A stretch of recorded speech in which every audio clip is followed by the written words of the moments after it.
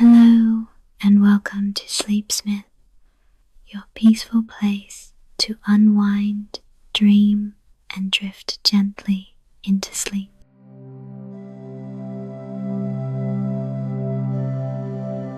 Before we start our story tonight, let me help you settle in with a simple, calming breath like a gentle lullaby for your body and mind. So, find a cozy spot, maybe snuggle under your blanket, and softly close your eyes.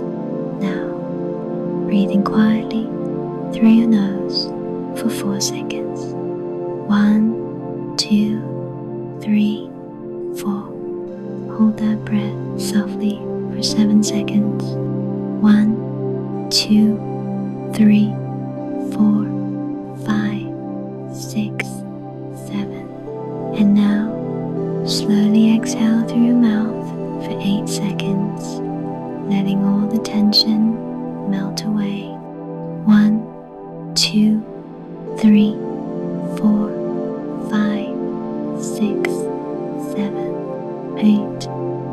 Let's do that again, nice and easy. Breathe in. 1, 2, 3, 4. Hold. 1, 2, 3, 4, 5, 6, 7. Breathe out. 1, 2, 3, 4, 5, 6, 7, 8. One last time, just like a soft whisper. Breathe in. 1, 2, 3, 4. Hold. 1, 2, 3, 4, 5, 6, 7. Breathe out. 1, 2, 3, 4, 5, 6, 7, 8. Feel your body getting lighter, your mind quiet, as if you're being tucked gently into a calm, warm bed. Thank you for sharing this moment with Sleepsmyth. Now, relax completely and let the story carry you into a peaceful, restful sleep. Let's begin.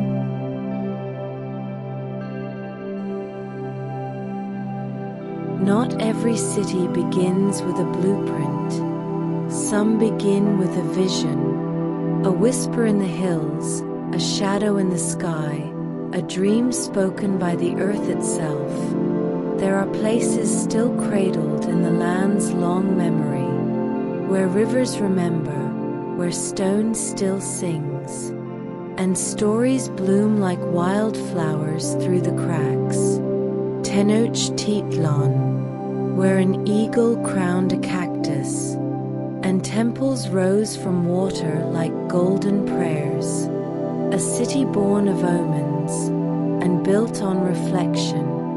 Los Angeles, where starlight and shadow share the same stage, where hills cradle ancient fires and futures yet unnamed. A city that flickers, reinvents, and glows from within. Cusco, where the sun was once a father, and the mountains listened like gods.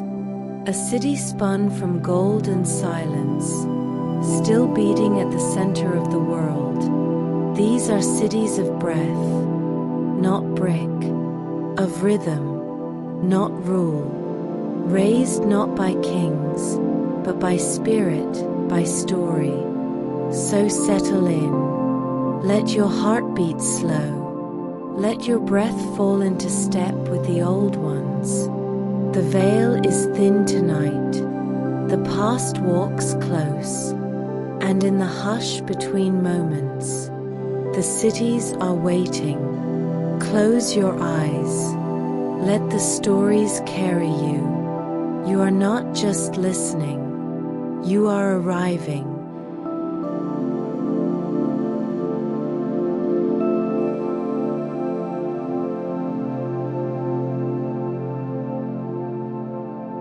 Tenochtitlán, the city of the eagle and the lake, a tale born of prophecy, where an eagle danced on cactus thorns, and a floating city rose from sacred water.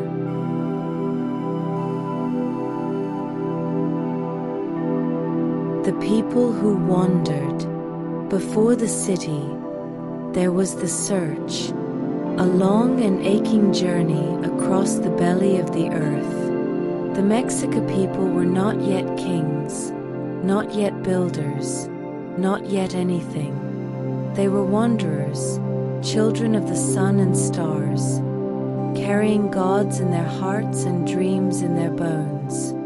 They walked beneath burning skies and nights stitched with constellations, through deserts where the wind howled like spirits, and forests where shadows whispered in tongues older than language. Their feet cracked against stone and soil, their sandals worn thin from the endless march. But always they moved forward, for they had been promised a sign, a place to build a home, not chosen by kings or councils, but by the gods themselves, where an eagle would perch upon a cactus, devouring a serpent. There, and only there, would they settle. There, they would become more than a people. They would become a legend. Elders told the tale each night around flickering fires. Children leaned in with wide eyes, and even the warriors, those who had seen blood and thunder, listened in silence, because this was not just a prophecy. It was a thread pulling them toward their destiny. They crossed rivers that shimmered like spilled silver. They climbed ridges where the air was thin and holy. They camped in valleys where silence pressed close like breath. Each time they saw an eagle, hearts would flutter. Each cactus, examined with hope. Each snake, studied for signs. But the gods were not hurried, and the journey continued. Seasons passed, then years, then generations. Still, they searched, and just when despair began to nibble at the edge of their spirits, when weariness threatened to become forgetting, they saw it rising from the waters of a wide and shimmering lake, an island cradled in mist, and upon it an eagle, wings spread wide, perched atop a prickly cactus, devouring a serpent whose body hung limp in its claws. Time stopped, mouths opened, hearts soared. The gods had spoken, the prophecy had bloomed, and the people, weary and weeping, dropped to their knees in thanks, for their journey was over, and their city was ready to begin.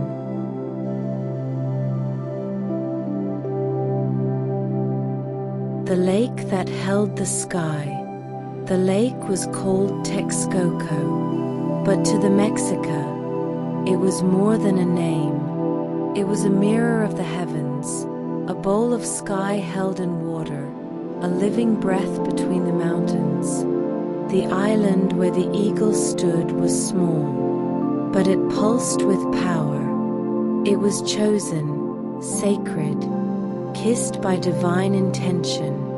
And so, the Mexica began to build, not upon dry land, but in the arms of water. They drove wooden stakes deep into the lake bed, lashed them together with reeds, shaped the mud and stone with their bare hands. They wove the island larger, broader, stronger. Day by day, they fed the earth beneath them until it could carry their dreams. They built chinampas, floating gardens that swayed with the ripples, green fingers stretching over the water, blooming with maize, chilies, and flowers. The city was alive before it even had walls. They raised temples from volcanic stone, carved with jaguars and gods with tongues of flame. They built causeways to reach the mainland, wide enough for warriors to march and for merchants to carry obsidian and feathers and cacao. Canals glistened between neighborhoods like veins of light. Canoes drifted silently through them, bearing fruit, music, messages. Each morning, the sun rose over the eastern mountains, its light spilling across the lake, turning water into gold and stone into flame. Each evening, the lake mirrored the stars, and the city, floating and flickering, seemed to rise into the sky itself. Tenochtitlán was not just a city. It was a poem written in water and light, a dream carved from prophecy, rising with every heartbeat of the lake. And the Mexica, who had wandered so long, now stood still, home at last, surrounded by beauty, guarded by gods, and rising toward the heavens.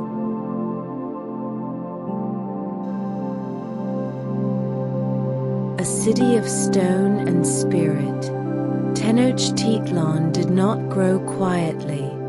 It rose with purpose, with rhythm, with a heartbeat that echoed through the mountains. The Mexica were no longer wanderers. They were weavers of destiny, sculptors of civilization, builders of something sacred. The city spread like a starburst from the Eagle's Island. At its center stood the Templo Mayor, two towering pyramids, climbing toward the gods. One for Tlaloc, the rain-bearer, one for Huitzilopochtli, the god of sun and war. Together, they watched over the people like twin guardians, offering both blessing and fire. Stone met water, reed met jade, obsidian met sky. The houses were made from adobe and lava rock, painted in hues of red and white. The markets buzzed with color and clamor. Cacao beans passed from palm to palm. Parrot feathers shimmered like small suns. Drums echoed through the streets, and incense curled through temple courtyards like sleeping snakes. Every step in the city was a prayer, each bridge a promise, each garden a gift. And though the Mexica honored the sun with sacrifice, they also honored the earth with care. They sang to the maize as it grew. They whispered to the water, thanking it for its embrace. Even the wind was greeted, as if it too were part of the city. Children learned to paint with crushed flowers, to count with beans, to speak the names of stars and rivers. Elders shared stories that had walked with them since before the city was born, and warriors, adorned in eagle and jaguar skins, marched with thunder in their chests, guarding not just land but legacy. Tenochtitlán was more than stone and shrine. It was memory turned into matter, a prophecy made real, a city with spirit in its veins and stars in its reflection.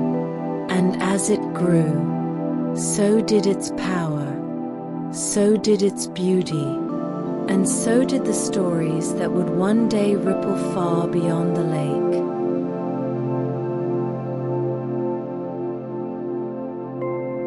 The lake remembers. Even as the city rose, the lake remained, a quiet mirror beneath all things. It held the sky in its arms, and the city in its cradle. Every ripple was a whisper, every breeze across its surface, a breath of the past. The Mexica knew the lake was alive. They spoke to it, fed it offerings, sang to it in moonlight. For without the lake, there could be no Tenochtitlán. It was their foundation, their protector, their reflection. They shaped the water with grace and genius. Dikes were built to keep the city dry. Canals were carved like poetry through its heart. Floating fields drifted in neat rows, bright with crops. Herons stalked through reeds. Frogs sang lullabies at dusk. Dragonflies glittered like moving stars. And at night, when the torches along the causeways flickered, the lake glowed.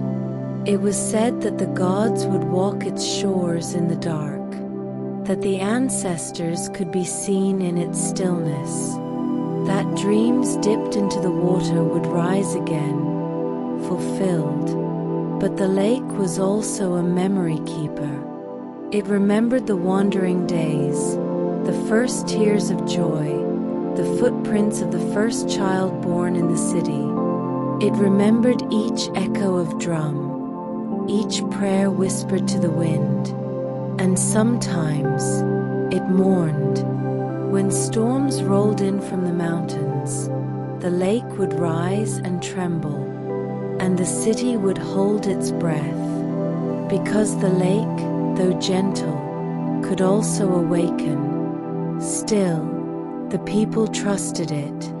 They had built their lives upon its back, and in return, it gave them beauty beyond imagining. Water birds circled above like painted omens. Lily blossoms drifted past temple steps, and every child born in Tenochtitlan knew how to paddle a canoe before they learned to walk. The lake was more than a place. It was a spirit, a memory, a dream made liquid. And though time would one day change the shape of the world, the lake would always remember.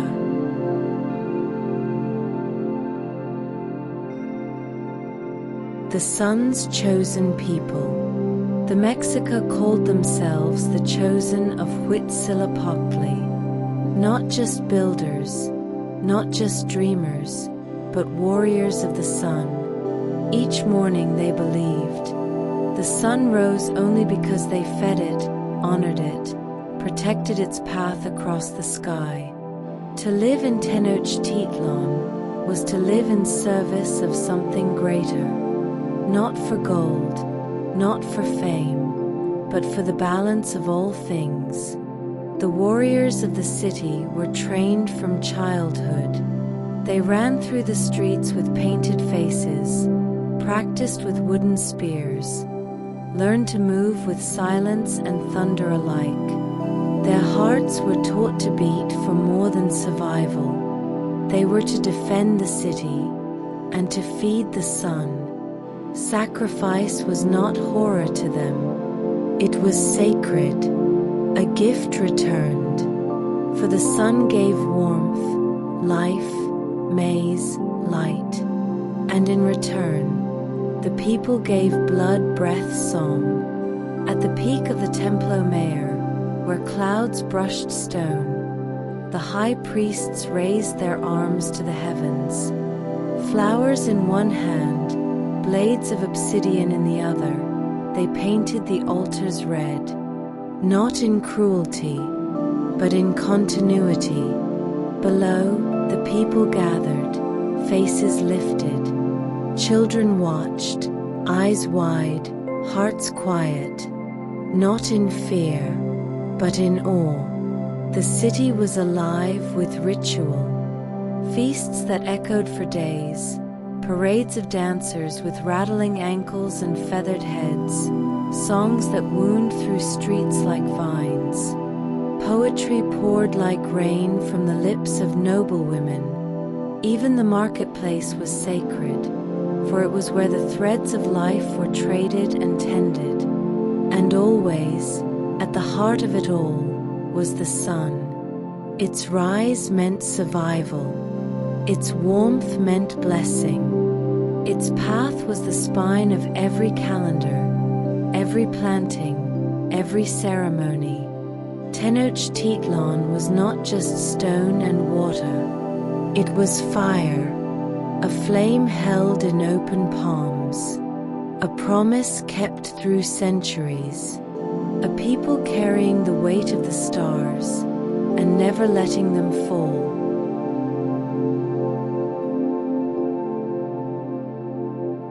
The day the strangers arrived, the lake shimmered as it always had.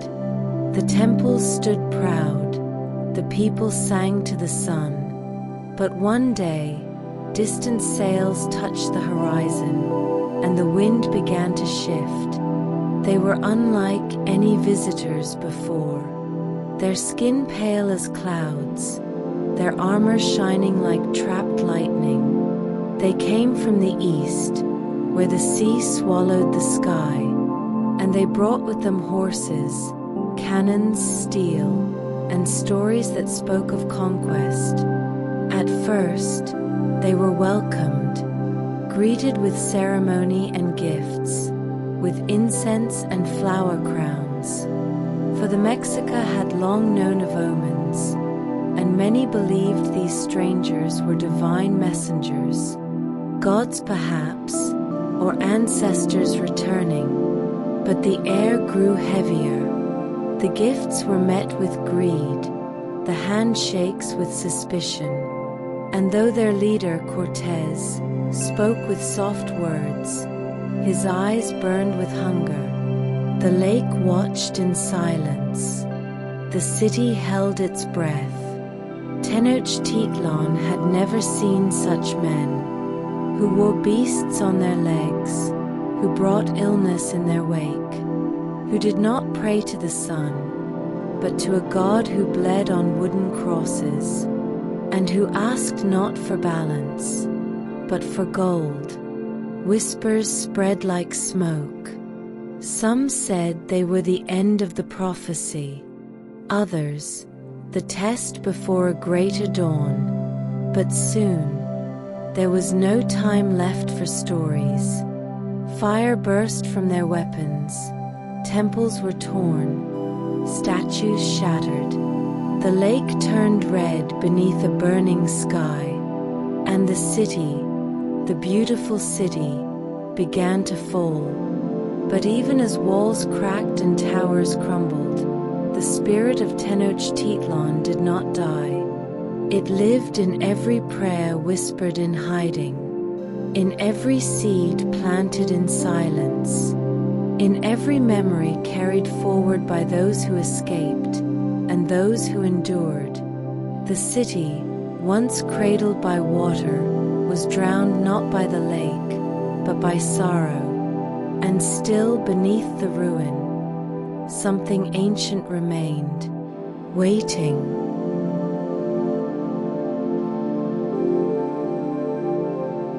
Beneath the stone, the city sleeps. They buried Tenochtitlan, not with ceremony, but with cities. The conquerors tore down temples, filled canals with rubble, and laid out new streets over sacred ones. They renamed it, reshaped it, and planted flags where feathers once danced. But the heart of the city could not be undone. Beneath the stones of Mexico City, beneath the traffic and towers and glass, Tenochtitlan still sleeps. Its temples lie curled like old gods. Its streets still echo with drumbeats too soft for waking ears. Its lake, though drained and paved, still hums with memory in the earth's breath. Sometimes, when the rains return, the water tries to rise again, as if the lake remembers what it once cradled, and the city above it teeters, listening. Archaeologists dig with brushes instead of swords. They lift jade masks from the dust, uncover uncover staircases that lead nowhere. They find bones wrapped in rituals, painted walls beneath concrete walls, and in every shard of obsidian, the city whispers. School children learn the name Tenochtitlán, not as legend, but as home. It is etched into poems, sung in songs, worn on skin and stitched into flags. It is no longer gone. It is woven into what remains, in the cracks between sidewalks, in the murmur of subway tunnels, in the pulse of a city that thinks it is modern, but still walks the patterns of the old ways. Tenochtitlán is not lost. It waits. It dreams. It breathes. Not in ruins, but in roots.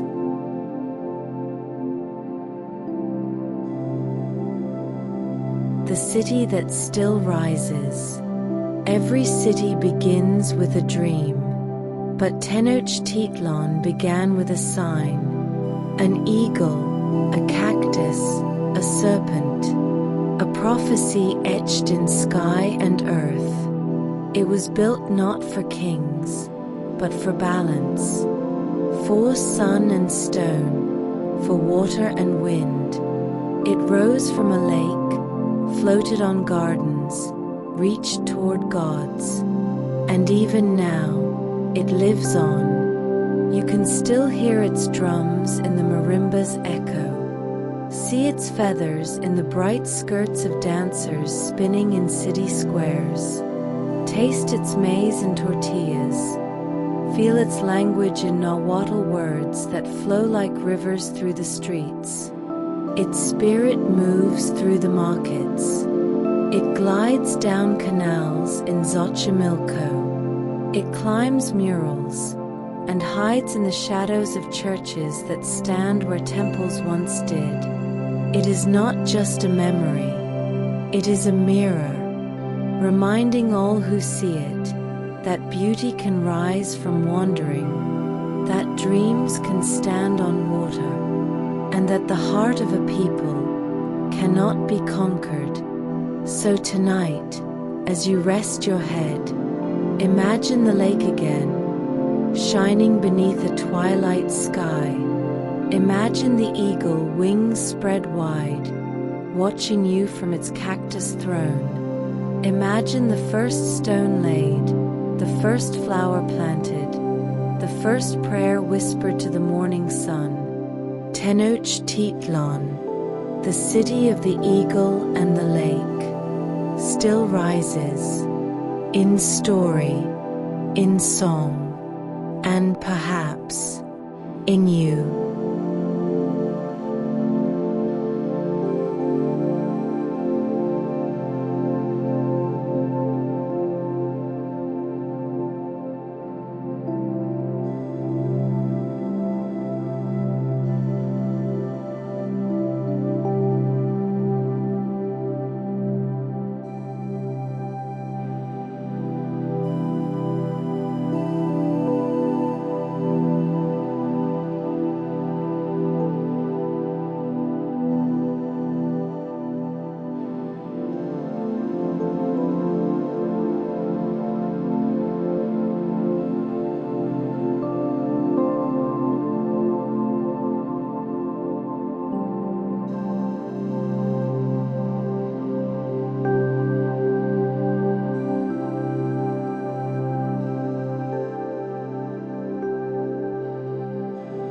Los Angeles, the city of angels and dreams, a vision beneath golden skies, where angels whispered and stories found their wings.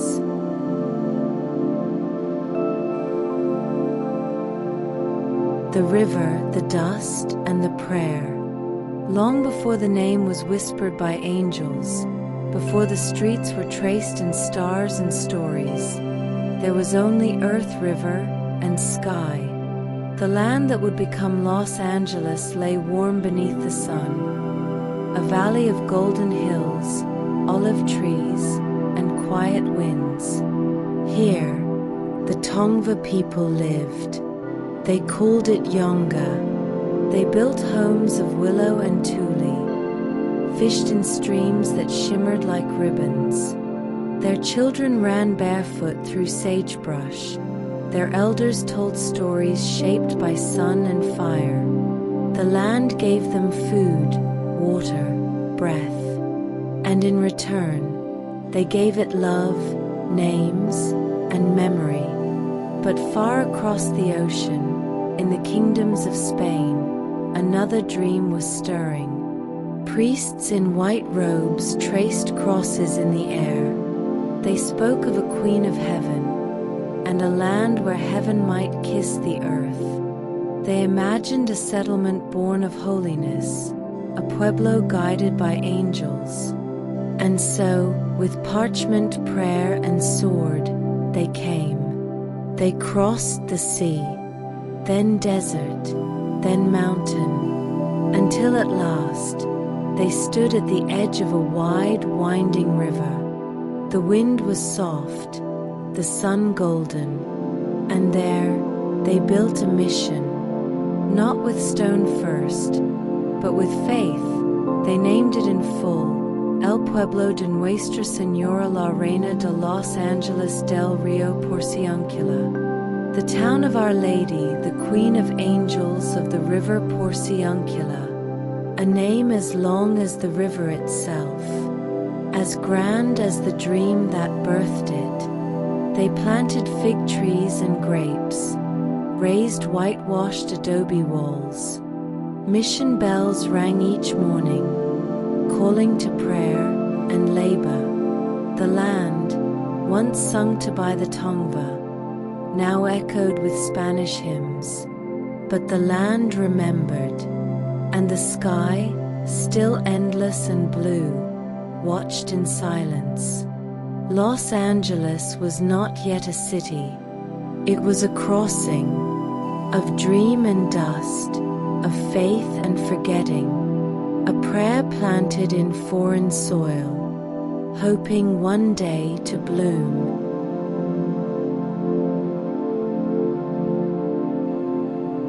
The angels build with light.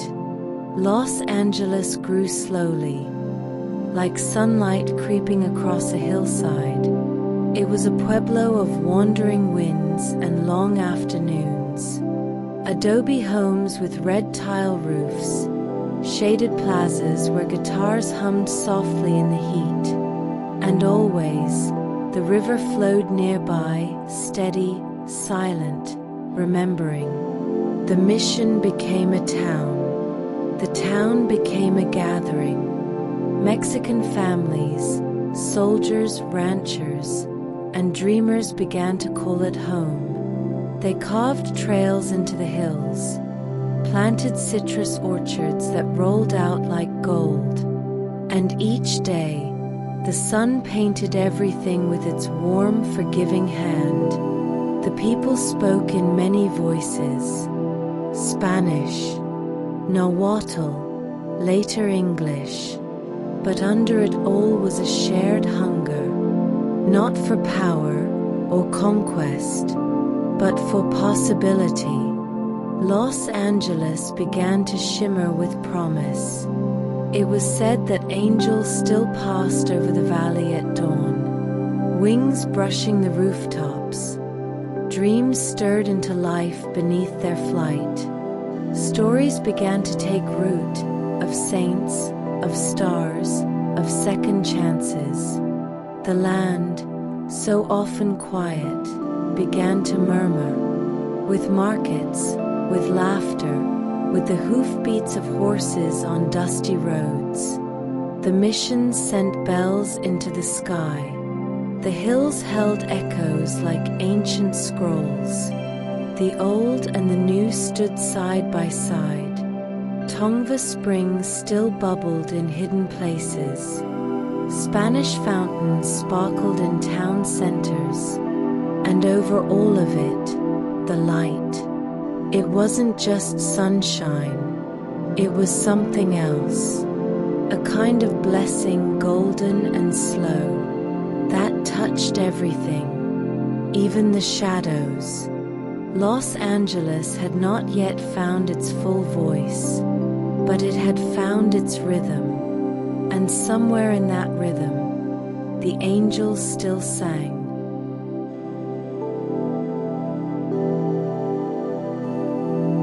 Gold beneath the dust.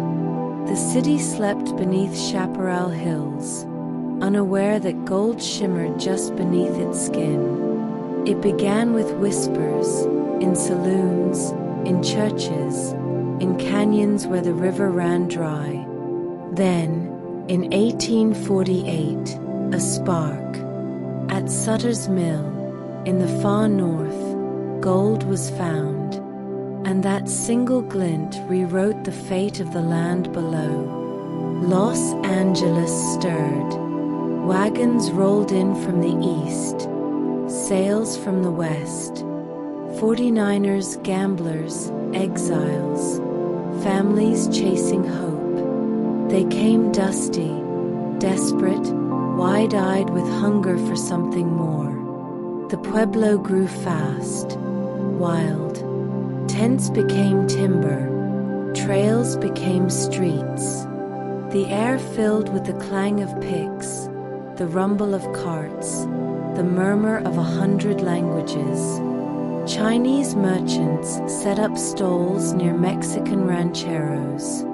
African-American cowboys rode side by side with Anglo sheriffs. And still, the bells of the mission rang, steady, persistent, echoing through the chaos. The Americans claimed the land. A war had ended, borders were redrawn, and the old Spanish dream was slowly folded into a new one shaped by commerce, by expansion, by railroads and rails of gold. But Los Angeles, even then, refused to become just another city. It was too strange, too soft, too full of ghosts and light. It had no harbor, no empire, no towering skyline. What it had was sky, an endless, golden sky, and something in the soil that felt like magic. Citrus groves unfurled like golden blankets across the valleys. Photographers arrived to capture the light. Writers came to describe it, and failed. For how do you describe a city that feels like a dream half remembered? The river ran thinner each year, but the thirst for story grew deeper. Los Angeles was no longer just a settlement. It was a canvas, painted in oranges and pinks, outlined in shadow, framed by distant mountains. And beneath its dust, the gold still glinted, not in coins, but in visions.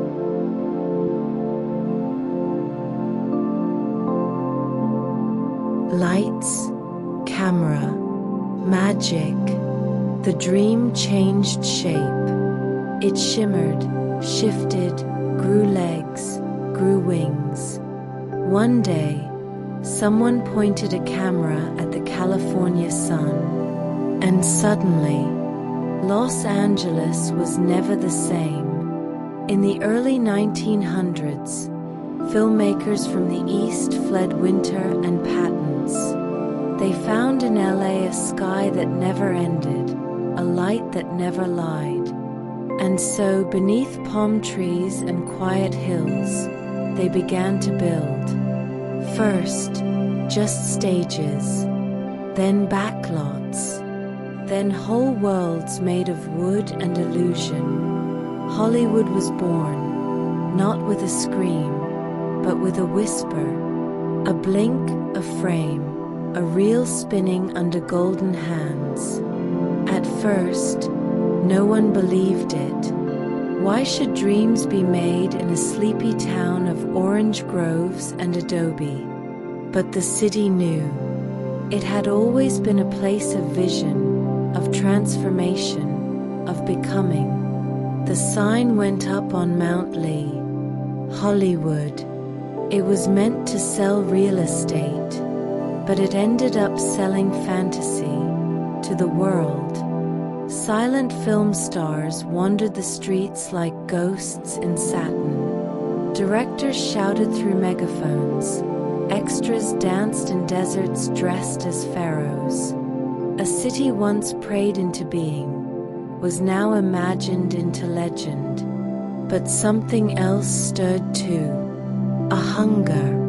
A promise that anyone from anywhere could remake themselves here. Newcomers flooded in, with accents, songs, fears, and fire in their bellies. They brought not only talent, but old wounds, displacement, discrimination, dreams deferred. Still, they stayed, because in Los Angeles, the light was forgiving. It smoothed rough edges. It made everything seem possible. The angels, once carved into missions, now lit up marquees. And the sky, always watching, held space for them all. Los Angeles wasn't just a city now. It was a scream, a myth machine, a prayer that kept rewriting itself.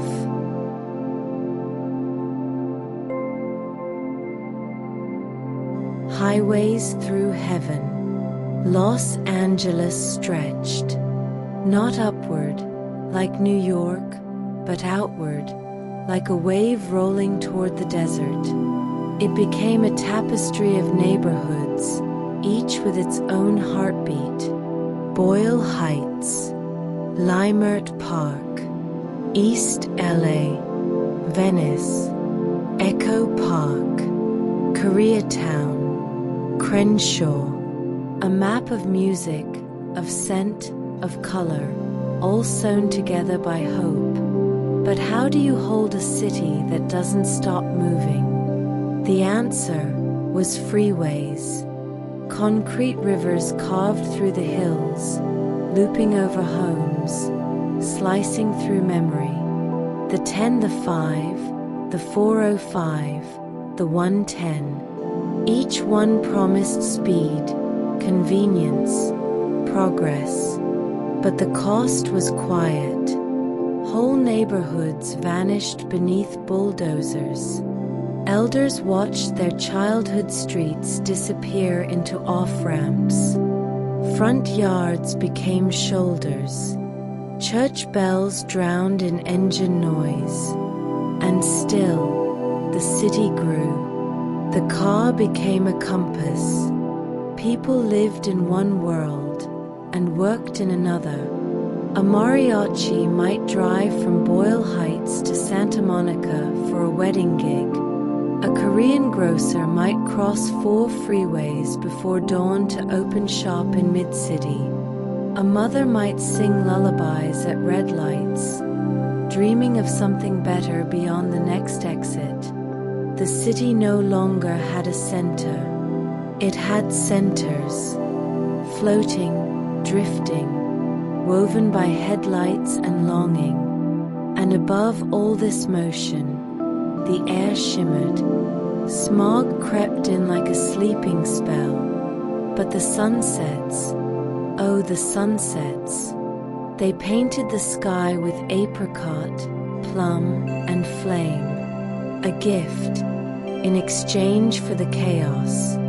Even in this sprawl, the angels stayed, some carved into freeway overpasses, some etched in murals on the walls of schools and laundromats, some living, breathing, wearing sneakers and carrying sketchbooks.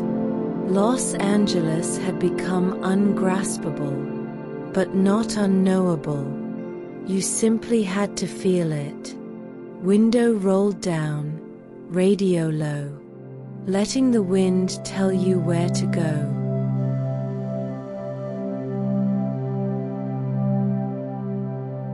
fire in the frame.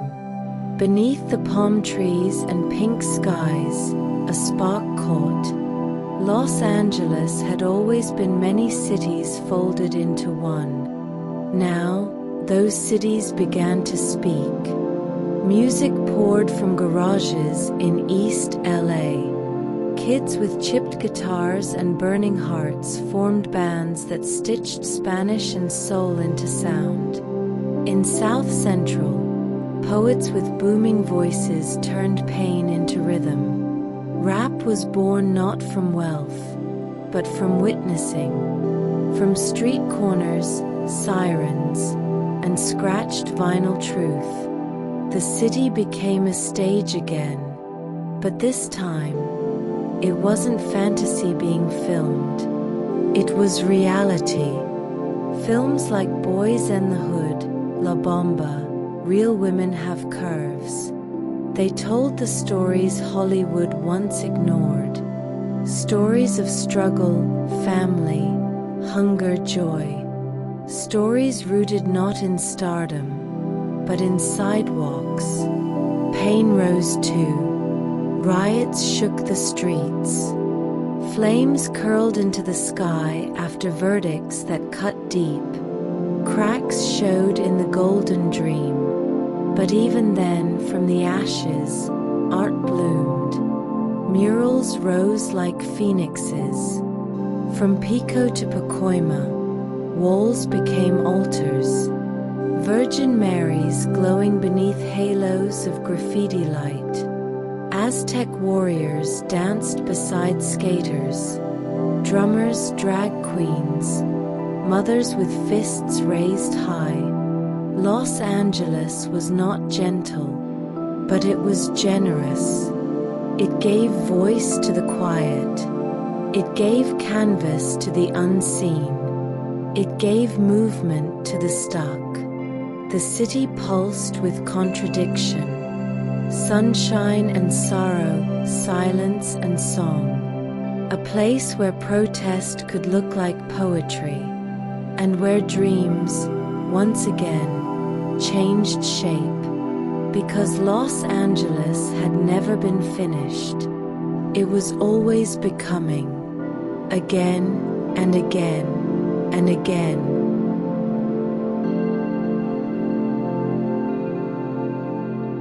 The dream remakes itself. Time in Los Angeles does not move in straight lines. It loops, spirals, doubles back. A mural from the 70s fades, and then returns in neon. A record spins from a father's youth, and lands in a daughter's playlist. Old dreams whisper into new ones. Immigrants still arrive, by plane, by foot, by hope. Their bags heavy with memories, their hearts light with the weight of beginning. From Oaxaca to Tehran, from Manila to Addis Ababa, they come, drawn not by gold, but by the glow. They bring spice and stitch, rhythm and ritual. They open panaderias beside faux joints, start fashion labels in garages, teach old dances on YouTube. The city folds them in gently, like a tortilla around fire. Los Angeles does not ask you to forget who you were. It invites you to dream who you might become. The freeways still hum. But now, bikes glide down painted lanes. Trains whisper where silence once stood. The LA River, once a dry scar, begins to bloom again. Birds return. Children walk beside its banks with sketchbooks and sandals. Film sets give way to film schools. Young storytellers rise from Watts, Koreatown, El Sereno. Their cameras pointed not at stars, but at stories that matter. The angels, once imagined, now walk among us. They look like grandmothers at swap meets, like drag queens reading in libraries, like teenagers planting gardens in concrete lots. And still, the sky opens wide, a canvas of endless maybe. Los Angeles has not solved itself, but perhaps it was never meant to. It is not a puzzle, it is a poem, one written, erased, rewritten, by every hand that dares to dream.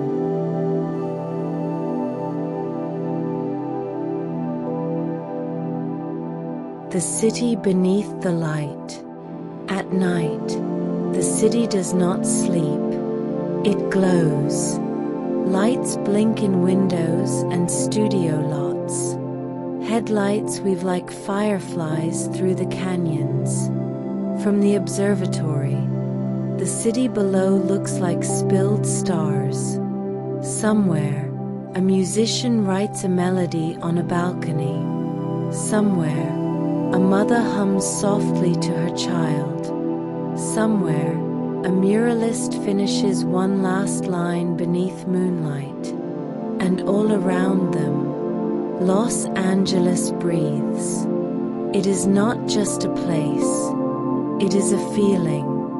A hush beneath a jacaranda tree in spring. A taco eaten curbside at midnight. The smell of hot asphalt after rare rain.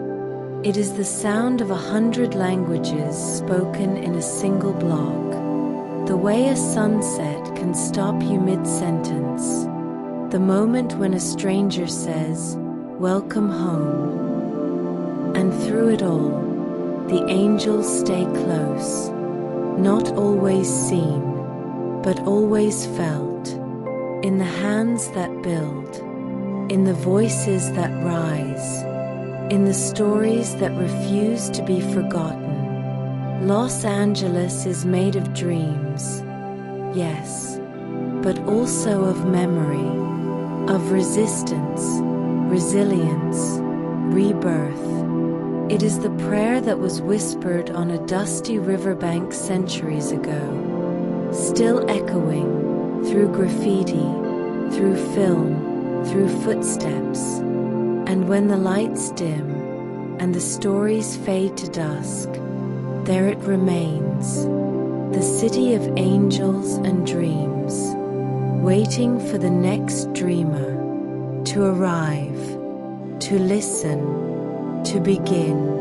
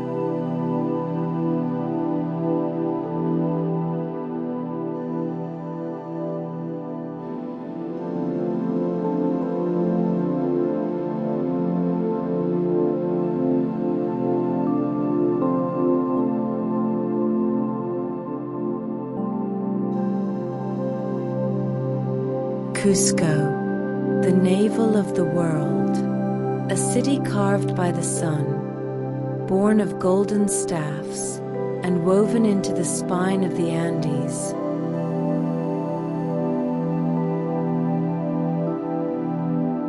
Children of the sun, long before stone rose from earth, and long before temples kissed the sky, the Andes cradled only wind, flame, and silence. High upon the solar throne, the god Inti gazed down, his golden light searching for a world ready to awaken. He saw valleys waiting, rivers longing, and mountains curled like sleeping gods. So he sent his children, Manco Capac, son of the sun, bearer of wisdom and fire, and Mama Oklo, daughter of the moon, mother of weavers and grace, Together, they descended upon the earth, stepping from Lake Titicaca's shimmering cradle, cloaked in gold and light.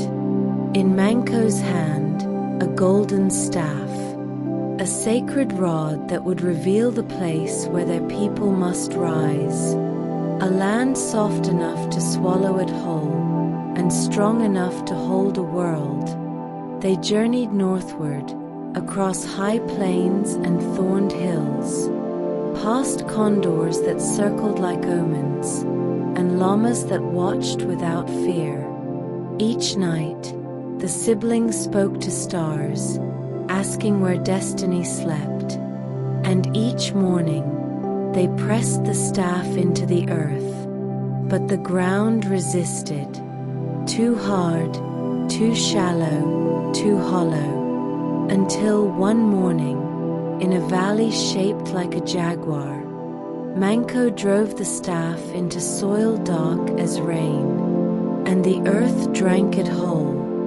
"Here," said Inti through the wind, "here is the navel of the world.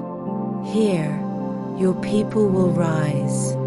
The sky opened, mountains bowed, birds flew in silent spirals. Manco and Mama Oklo knelt together and kissed the ground. They felt the pulse of the land, slow, steady, sacred. They would teach the people to plant, to build, to worship. They would raise a city not with conquest, but with memory. And so, in that stillness between sun and stone, Cusco began to breathe.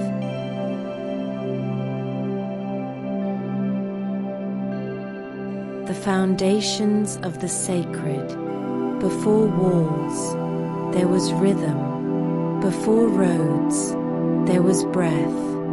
Manco Capac taught the first men to shape fields, to call maize from the earth, to walk with fire in one hand and water in the other. Mama Oklo taught the women to weave the sky into cloth, to stitch stars into shawls, to cradle stories in patterns passed from mother to daughter. Together, they called their people the Inca, not just a name, but a promise. From the center of the valley, they began to build. Stones were pulled from the bones of the Andes, rounded, tested, kissed with coca leaves and soft prayers. The layout of Cusco was no accident. It mirrored the jaguar, head in the fortress, heart in the square, tail stretching to the sacred rivers. Streets coiled like veins, temples rose like suns, every line drawn with ceremony, every angle measured in spirit. At the city's center, they built Coricancha, the temple of the sun. Its walls gleamed with gold, thick as sunlight. Llamas sculpted in silver stood at the altar, and when dawn touched its stones, the whole city glowed like it was dreaming. No mortar held the blocks in place. They fit with such precision, even the wind could not pass between them. This was not just architecture. It was reverence carved into rock. Cusco became not only a city, but a living altar. The sun did not just shine upon it, it lived within it. And every morning, when light poured across the mountains, the people looked east and remembered where they came from. The lake, the staff, the siblings, and the sacred promise that this city, carved by sun and guided by stars, would stand as the center of the world.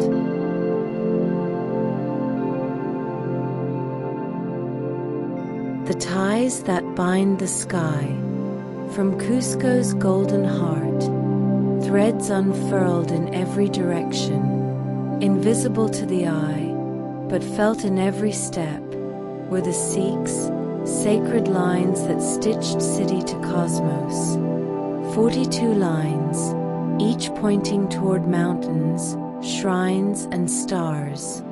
They stretched out like sunbeams, to rivers wrapped in mist, to cliffs where condors nested, to stones that whispered when touched. Along these lines, the Inca placed their huacas, holy places. Each huaca held a secret, a spirit, a memory, a spring where a god once wept, a cave where the ancestors first emerged. Together, the Sikhs and huacas formed a map, not of land, but of soul. Time did not pass in Cusco, it pulsed. The Inca walked in rhythm with sun and moon. They knew when to plant by the shadows on stones, when to pray by the path of Venus. From Cusco, the empire unfurled like a woven cloth. North to Quito, south to Chile, west to the ocean's roar. Roads ran like veins from the city's navel, each one sacred, each one walked with care. These were the Copac Nan, the royal roads, laid by hands that moved with music, carved across cliffs, suspended by rope bridges, watched by gods. Messengers, chaskis, ran from valley to valley, carrying quipus knotted with numbers and breathless words of kings. But every message, every thread, led back to Cusco, the axis, the pulse, the breath, and still the city glowed, with fire in its temples, with prayer in its stones, with stories etched into the pattern of the stars.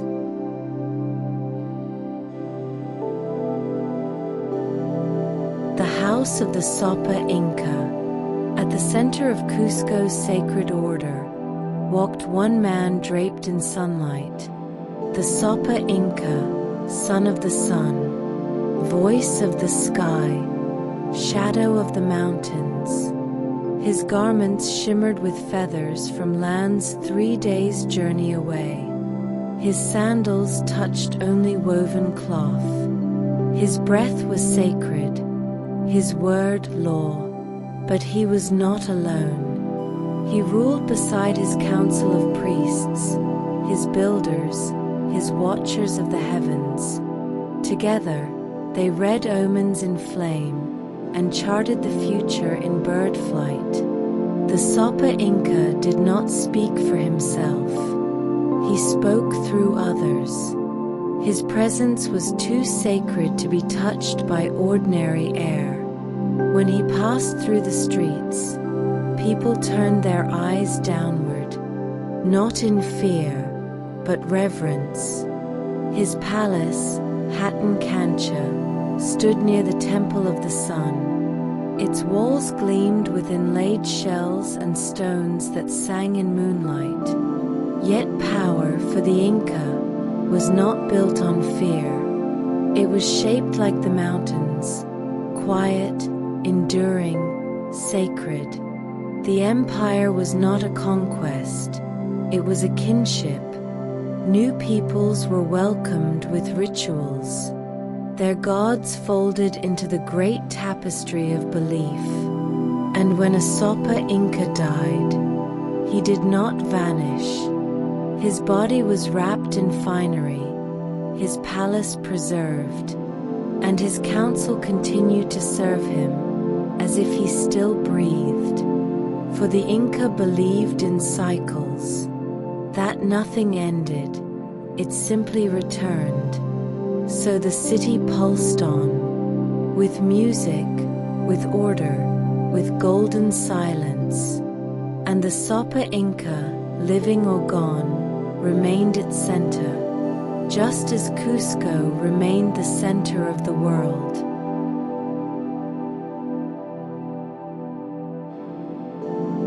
The Golden Empire unfolds.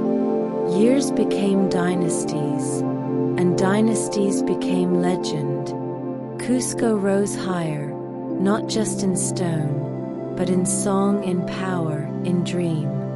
Under the rule of the great Pakakudi, the city became a mirror of heaven. He was the transformer, the builder of worlds, the one who reshaped valleys and summoned new gods.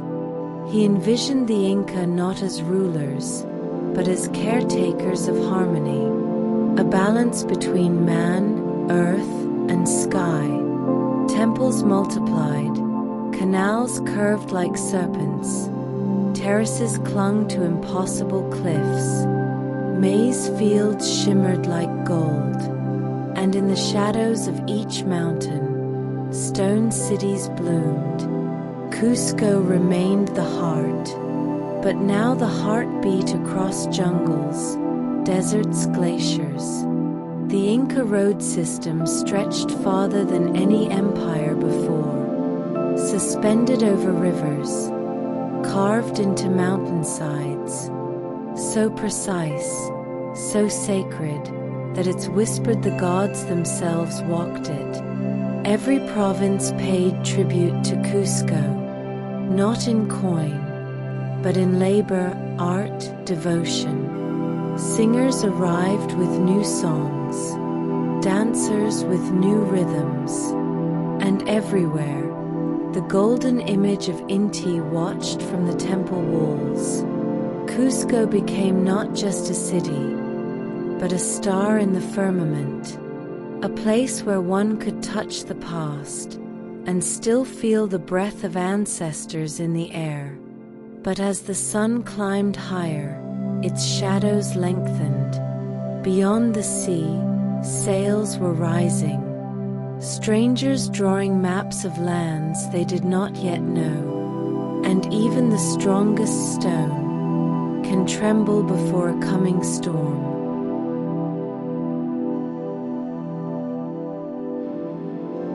Omens in the smoke. The winds began to change. Fire danced strangely in the mountains. The coca leaves, once clear in their messages, now curled uncertainly. Llamas refused to walk familiar roads. And high in the temple, the gold began to lose its warmth. Whispers moved through the Andes, of pale-faced men, bearded, wearing armor that shone like the gods, but whose hands carried thunder and whose breath reeked of greed. The Inca, though vast, had never seen ships with sails, had never heard voices that tore through harmony like blades. And then came Huayna Capac's death. The Sopa Inca, beloved, steady as the stars, was gone, and with him, balance faltered. A war of succession tore through the sacred order. Atahualpa in the north, Huascar in the south, brother against brother, as blood soaked the terraces of their ancestors. The empire was strong, but now it was splintered, and into that fracture rode Francisco Pizarro, with fewer than 200 men, and a hunger deeper than the ocean they crossed.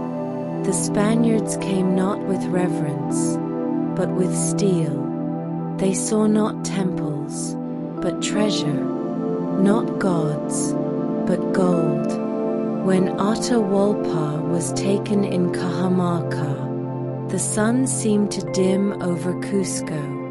Still, the city stood, its stones silent, its temples watching. But the Inca knew something was ending. The songs grew quieter, the fires smaller, and the Sikhs, those sacred threads that tied heaven to earth, began to unravel.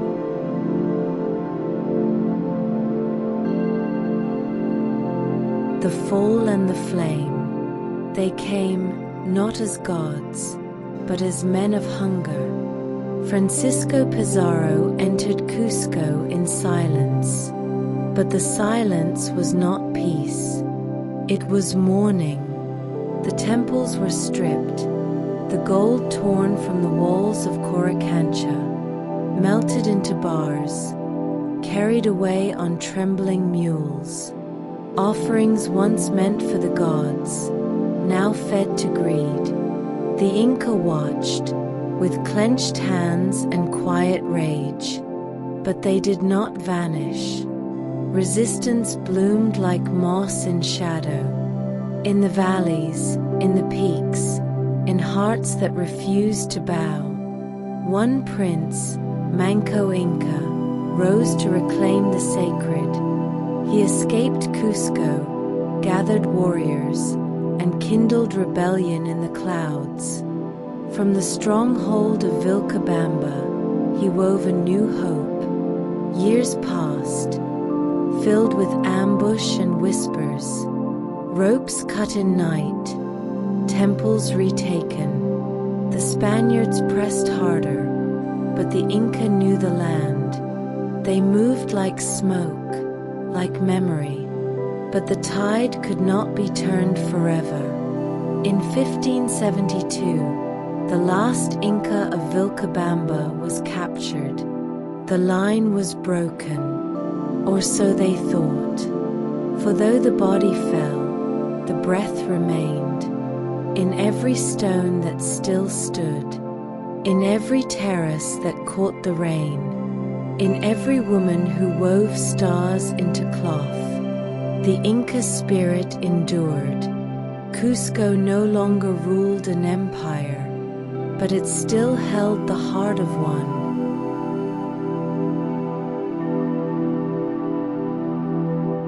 The city that remembers. Centuries passed, but Cusco never forgot. Spanish cathedrals rose, but beneath their arches lay the stones of Inca temples, foundations that refused to die. Coricancha became a church, but when the sun rises just right, its walls still glow, and people remember what was once golden. Quechua, once the tongue of emperors, still flows through streets. Children still run along the old Sikhs, even if they no longer know the names. The jaguar-shaped city still sleeps in its valley, still watches the stars, still listens to the wind. Pilgrims climb the same trails, step where chaskis once ran, whisper to the same mountains. During Inti Raymi, the festival of the sun, thousands gather in the old square, dressed in feathers and fire, their voices echoing with ancient syllables. It is not nostalgia, it is survival. Cusco does not belong to the past, it carries the past forward. Every stone remembers, every thread remembers. And so, we remember too, that long ago, from a golden lake, two children of the sun walked into the world.